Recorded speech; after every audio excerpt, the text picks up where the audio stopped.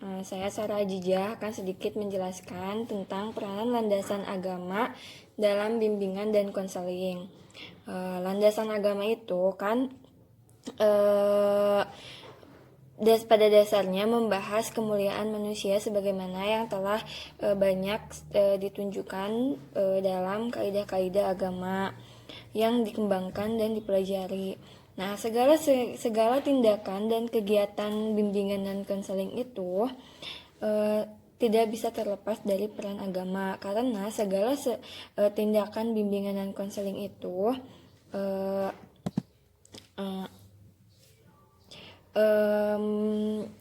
selalu bertujuan untuk memuliakan manusia atau memanusiakan manusia.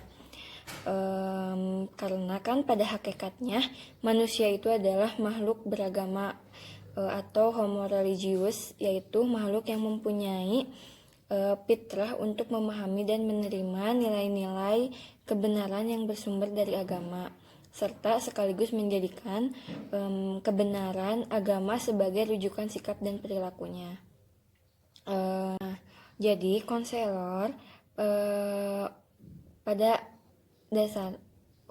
dasarnya dalam menjalankan proses bimbingan dan konseling guna memahami perilaku dan kepribadian si peserta didik atau si konseli, itu sebaiknya tidak meninggalkan pemahaman agama yang dianutnya. Menurut Gerhard Lansky, dari hasil studinya menyimpulkan bahwa agama itu merupakan hal terpenting dalam memprediksikan sosial manusia. Juga agama itu menjadi determinan penting dalam perspektif dan nilai sosial. Nah, perilaku sosial itu sangat berkorelasi dengan orientasi teologis. Bisa teologis, fundamental, konservatif, atau liberal, atau dengan tingkat ketaatannya masing-masing itu. Terus, dan sebagainya. Nah, peran landasan agama pada bimbingan dan konseling itu ada tiga.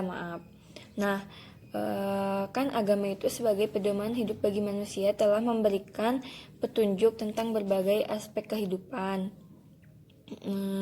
termasuk pembinaan dan pengembangan mental rohani yang sehat. Yang pertama itu yaitu memelihara fitrah. Manusia itu kan dilahirkan dalam keadaan fitrah atau suci. Namun manusia itu mempunyai hawa nafsu atau naluri dorongan untuk memenuhi kebutuhan atau keinginannya, dan juga ada pihak luar yang senantiasa menyelewengkan manusia dari kebenaran.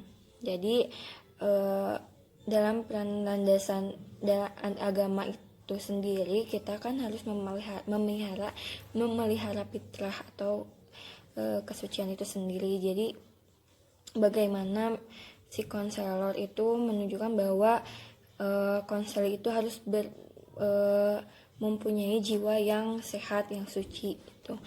Yang kedua itu adalah memelihara jiwa. Nah, dalam agama itu sangat menghargai harkat dan martabat atau kemuliaan manusia.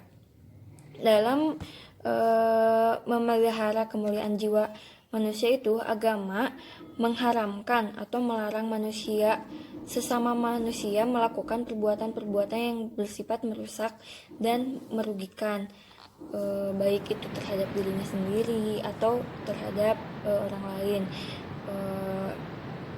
Jadi itu salah satu cara untuk memelihara jiwa kita untuk tetap sehat, mental kita untuk tetap kuat. Nah, yang ketiga itu adalah memelihara akal. Tuhan, yaitu kan menurut Zakiyah Darajat itu, salah satu peran landasan agama dalam bimbingan dan konseling itu adalah sebagai terapi atau penyembuhan bagi kesehatan mental. Pengamalan agama dalam kehidupan sehari-hari itu dapat membentengi kita dari